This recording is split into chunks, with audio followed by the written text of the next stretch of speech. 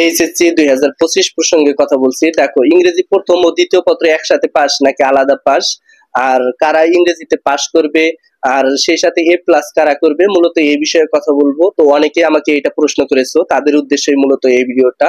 তো মূল টপিকে চলে যাওয়ার আগে একটি রিকোয়েস্ট থাকবে, যারা এখনো নতুন অবশ্যই চ্যানেলটি সাবস্ক্রাইব করে পাশে থাকা বেল আইকনটি বাজিয়ে দাও, কারণ সামনে সকল আপডেট আমার কাছ থেকে পাবা।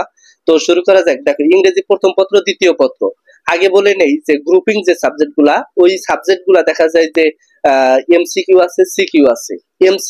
এমসিকিউ মিলে পাস, সিকিউ মিলে পাস। আর যেগুলাই গ্রুপিং সাবজেক্ট না, অর্থাৎ এমসিকিউ নাই, যেগুলাই, যেমন ইংরেজির কথা বলি, এটা কিন্তু এমসিকিউ নাই। এখানে লিখিত, সর্বোচ্চ লিখিত অংশটা আছে।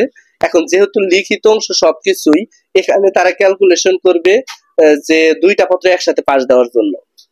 এটা কিন্তু তোমাদের জন্য বড় ধরনের একটা সুসংবাদ, কারণ তোমরা ইংরেজি প্রথম পত্র আর দ্বিতীয় পত্র এখানে গড়ে পাস দেওয়া হবে। শিক্ষার্থীরা ইংরেজি প্রথম পত্রে দেখা গেল যে অনেকটাই কম পেলো, কিন্তু দ্বিতীয় পত্রে যদি যায় গড়ে পাস করে বা ভালো করতে পারে, তাহলে কিন্তু তাকে পাস দেওয়া হবে। আবার অনেক শিক্ষার্থী আছে যে গড়েও তারা পাস করতে পারবে না, অর্থাৎ 33, 66 পেতে হবে। দুইটা সাবজেক্ট 200 মার্কের মধ্যে 66 পেতে হবে।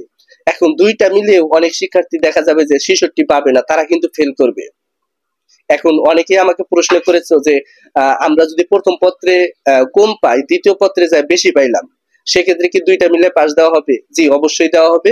দুইটা মিলা, প্রথম পত্রে মনে করো জাস্ট 20 পাইছো, দ্বিতীয় পত্র মিলা 46 পাইলা, মোট কত হইলো? 66 হইলো। তাহলে কিন্তু তুমি পাস করবা, কোনো সমস্যা হবে না। তো দ্বিতীয় যে প্রশ্নটা, সেটা হচ্ছে কারা ইংরেজিতে পাস করবে। তো পাস করার জন্য কিছু টেকনিক আছে। দেখো, অনেকেই ভালোভাবে লিখে আসবে, অনেকেই ভালোভাবে লিখে আসবে না, অনেকেই যত্নশীল লেখার প্রতি, অনেকেই যত্নশীল না। এখন দেখা গেছে ইংরেজি লেখাগুলো কারো ভালোভাবে বোঝা যায় না। এখন শিক্ষকরা কি করবে? তারা কিন্তু সর্বোচ্চ চেষ্টা করবে। অনেক শিক্ষকের সাথে আমরা কথা বলেছি, তারা বলেছে আমরা সর্বোচ্চ চেষ্টা করব শিক্ষার্থীকে পাস দেওয়ার জন্য। কিন্তু কিছু কিছু শিক্ষার্থী আছে খাতায় একদম ফাঁকা রেখে আসে, ওই সকল শিক্ষার্থীকে কিন্তু আমরা পাস দিতে পারবো না, অর্থাৎ আমরা চেষ্টা করলেও তাকে পাস দিতে পারবো না।